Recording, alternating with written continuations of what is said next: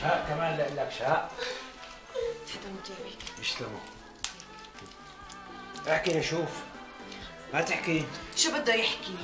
يا ويلك من الله، سنتين عم تكذب علينا ونحن مفتكرينك عم تنجح كل سنة. غصبي عني يا ماما، والله غصبي عني، بعدين اللي مستقصديني. مستقصدينك؟ بابا بيالي مادة واحدة بنجح السنة الثانية أنا. مستقصدينك؟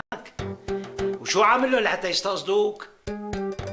لك بابا انت اهبل ولا وشك بيعطيك؟ بابا هن الدكاترة بالجامعة ما عم يصححوا الأوراق. ايه بيقيسوا الورقة بالشبر، اللي كاتب له أكثر بنجحوا، والله وكيلك. طيب رامي حبيبي، ليش انت ما بتكتب لهم وبتعبي الورقة؟ أنا بحب الاختصار يا ماما. لك يا الفت شو عم تحكي انت؟ ان شاء الله مصدقتي. لك شو يعبي ما يعبي؟ عباه ضربة تخلع رقبته. ابنك ملتهي طول الوقت بشلة العواطلية اللي مرافقون على بنات، حفلات، سيارات، تياب، هذا كله منك. كله منك، انت تركتيه على كيفه. هو ابني مثل ما هو ابنك، إذا كنت أنا تاركته على كيفه، ليش ما سألت عليه حضرتك؟ هلا اتركنا من هالحكي. رامي حبيبي، هلا أنت مو كل سنة بتاخذ مني مصاري وبتقلي بدك تدفعهم للأساتذة مشان يعطوك أسئلة الفحص؟ حبيبي.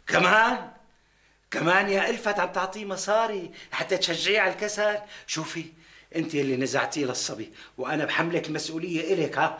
اتركه يا مطيع، اذا ما انبسط اليوم امتى ينبسط؟ اتركه يا مطيع، خليه يروح يتسلى. هي النتيجه، ابنك عم يكذب علينا سنتين عم يكذب علينا انه هو ناجح وتاري ساقط.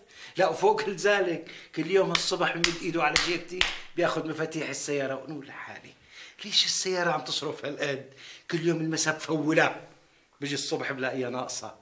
كل يوم بمد ايده على جيبتي وبينسل، وانا اقول لحالي يمكن بتكون الفت لزمها مصاري، مدت ايدها واخذت، نسيت تقلي. شفتي الفات؟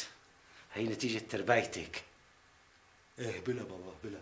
هلا شو بكون نازلين فيني هيك؟ يعني أنا شو عملت أكثر من أخي طلال؟ هي بتبعتوا له بهالمصاري وما حدا بيحكي معه. لانه اخوك عم يدرس. شوفي الفات، ليش عم تنكشي؟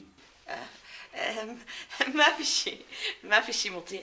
قوم رامي حبيبي، قوم نام بغرفتك وبكره الصبح بنحكي. لك شو ينام ما ينام يا الفات؟ فوق اللي عمله وعم ما يعمله عم تقولي له قوم نام؟ ولا فوق ذلك ما بتخجل كمان على حالك، عم تقارن نفسك باخوك يلي فاني حاله بالدراسه بامريكا. عم يدرس؟ أنا دراسة. لما ترك الدراسة من زمان ما حاسكت ما حاسكت بابا. شو تنزل الشغلة على راسي لحالي لكان؟ شو عيد اللي قلته. الفات شو مخبين علي كمان؟ ما في شيء مطيع، ما في شيء. رامي قوم روح على غرفتك، روح. هيك تعال هون احكي لشوف شو بتعرف.